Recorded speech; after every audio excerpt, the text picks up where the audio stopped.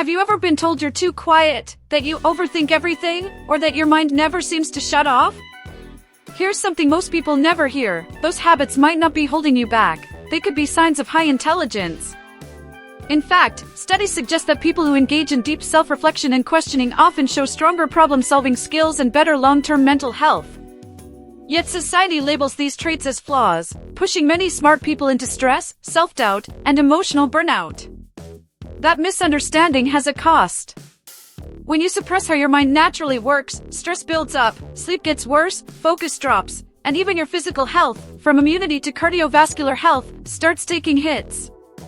You might feel like you're doing everything right but still stuck, overwhelmed, or mentally exhausted.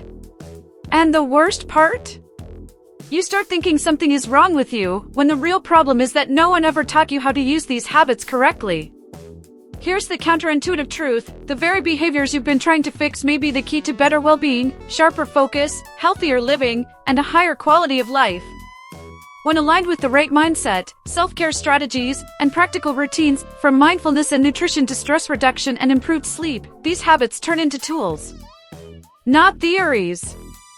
Tools you can actually use starting today. By the end of this, you'll understand why these unusual habits are linked to high intelligence and, more importantly, how to channel them into clearer thinking, emotional balance, and smarter decisions that compound over time.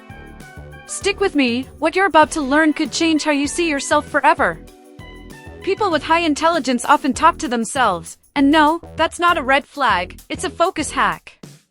When someone verbalizes their thoughts, they're essentially organizing mental chaos into clear steps, which directly boosts mental health and stress reduction. Think of it like narrating a GPS route for your brain: fewer wrong turns, less anxiety, and way better problem solving. Studies in cognitive psychology show that self-talk can improve task performance by up to 20 to 25%, especially in complex decisions. Over time, this habit supports emotional health and overall well-being, because clarity reduces mental overload. A mentor would tell you this: smart self-talk isn't rambling, it's intentional. Instead of saying, "I'm bad at this," the intelligent mind reframes it as, "What's the next small move?"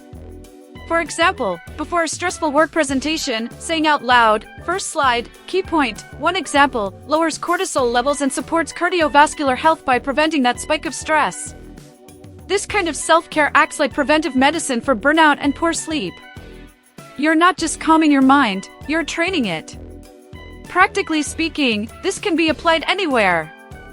When exercising, say your reps out loud. Trainers use this because it improves focus and physical exercise performance. When cooking a balanced diet meal, narrate steps to avoid mistakes and stay present, which reinforces mindfulness. Even financial decisions benefit. Saying, "This purchase aligns with my long-term goals, not impulse," helps protect your quality of life. These micro-actions compound into healthier living patterns that quietly raise your immunity and confidence. Over the long run, this habit builds an internal coach that never clocks out. People who practice structured self-talk consistently report better sleep, faster learning curves, and sharper judgment under pressure. And once you realize that talking to yourself sharpens focus this much, something interesting happens: you start craving quieter spaces where that inner dialogue can go deeper. And that naturally leads us into the next step: why preferring solitude might actually be one of your biggest cognitive advantages. Highly intelligent people often prefer solitude, not because they dislike others, but because silence gives their brain room to stretch. In quiet moments, the mind connects ideas more deeply, improving mental health and emotional balance. Solitude lowers sensory overload, which means less stress reduction effort is needed later. Research shows that even 30 to 60 minutes of intentional alone time can improve focus, creativity, and decision quality. Over time, this habit quietly supports well-being and long-term quality of life. A wise mentor would frame solitude as strategic, not escapist. Think about a person who takes early morning walks alone, no headphones, just breathing in awareness. That simple ritual boosts mindfulness, improves sleep cycles, and even supports cardiovascular health through light physical exercise. It's the same reason high performers schedule thinking time like a meeting. They know clarity is a form of preventive medicine. Solitude isn't emptiness, it's where better choices are born. You can apply this without changing your whole life. Start with one protected block per day, maybe 20 minutes after dinner or before bed, where you reflect, journal, or read something that stretches your thinking. Books like Deep Work by Cal Newport or Thinking, Fast and Slow by Daniel Kahneman are great places to start. Pair that with good nutrition and a balanced diet, and your brain becomes noticeably sharper within weeks. These small habits reinforce healthy living without feeling overwhelming. Over the long run, solitude trains you to trust your own judgment instead of constantly outsourcing your thinking. People who master this tend to make fewer impulsive decisions, maintain healthier weight loss patterns, and build more stable emotional health. And once you've experienced how powerful it is to think independently, another shift begins. You stop accepting ideas just because they're popular. And that's where the next habit quietly reveals itself. Highly intelligent people have a natural resistance to because everyone says so. They question common beliefs not to be contrarian, but to protect their mental health and long-term well-being.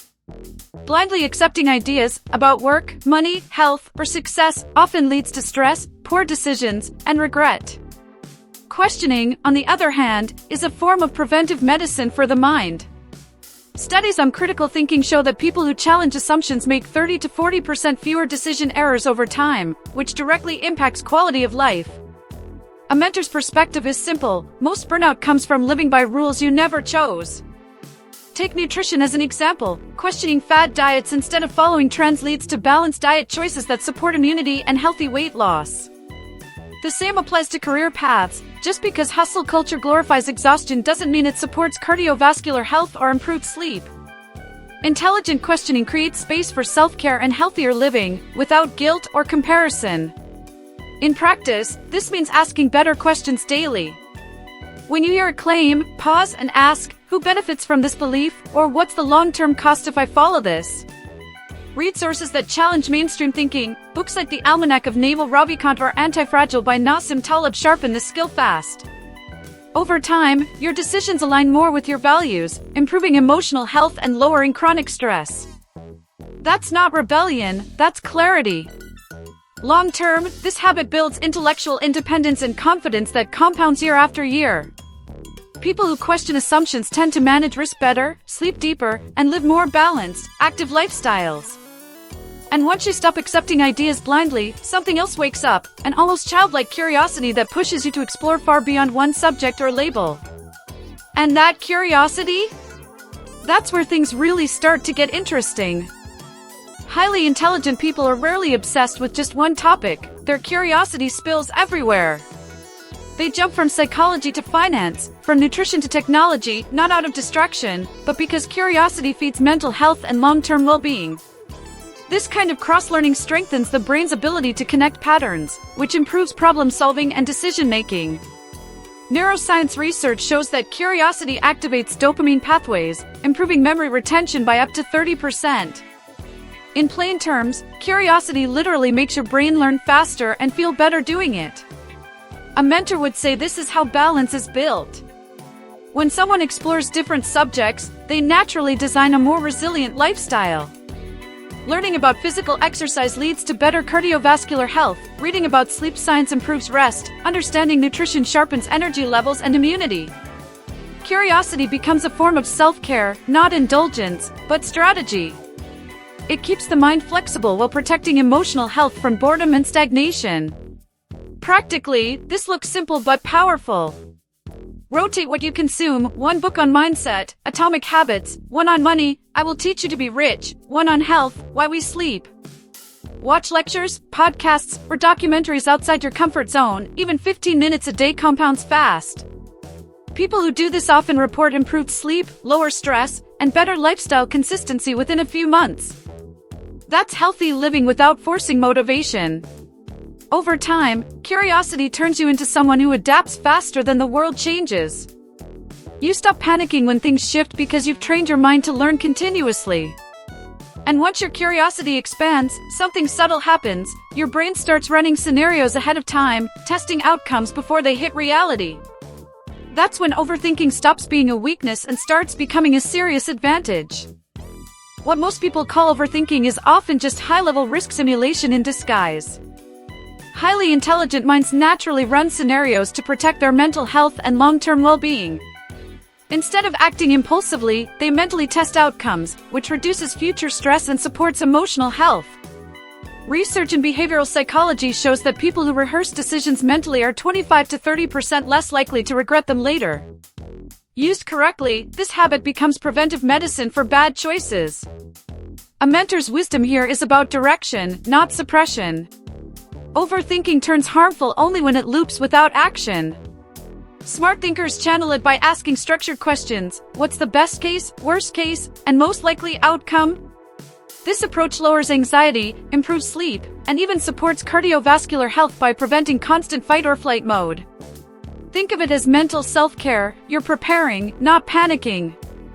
In real life, this applies everywhere. Before changing jobs, map 3 scenarios and assign probabilities. Before a big purchase, run a 30-day delay rule. Before lifestyle changes, consider how nutrition, physical exercise, and routine will fit realistically. This clarity leads to healthier living, balanced diet adherence, and sustainable healthy weight loss instead of burnout cycles. Over time, this habit strengthens immunity by reducing chronic stress, a silent killer most people ignore. Long-term, strategic overthinking builds calm confidence. You move through life with fewer surprises, better recovery, and stronger decision muscles. And once you realize you can think ahead without fear, everything clicks. All these habits connect into a system that upgrades your quality of life quietly but powerfully. Remember how frustrating it felt to think differently, to question more, to feel like your mind was always a step ahead, and sometimes alone? Now you can see the shift happening. Those habits were never the problem. The problem was not knowing how to use them to support your mental health, your emotional balance, and your overall well-being. You've already started reframing solitude, curiosity, and deep thinking into tools for healthier living, smarter decisions, and real stress reduction. Now the real question is, what are you going to apply first? Will you start using intentional self-talk to sharpen focus? Protect quiet time to think more deeply? Question beliefs that drain your energy instead of fueling your quality of life? These small shifts compound fast, improving sleep, strengthening immunity, supporting cardiovascular health, and creating a lifestyle that feels balanced instead of exhausting. This is preventive medicine in action, not someday, but now. Take a moment and ask yourself, where has overthinking already saved you, even if you didn't notice at the time? What decision would look different if you trusted your thinking process instead of fighting it? Drop your thoughts in the comments. Reflection is part of self-care, and your insight might help someone else who feels misunderstood right now. And if this opened your eyes even a little, don't stop here. Hit that subscribe button, turn on notifications, and keep learning how to turn intelligence into a healthier, calmer, more powerful life. You're no longer fighting your mind, you're finally working with it.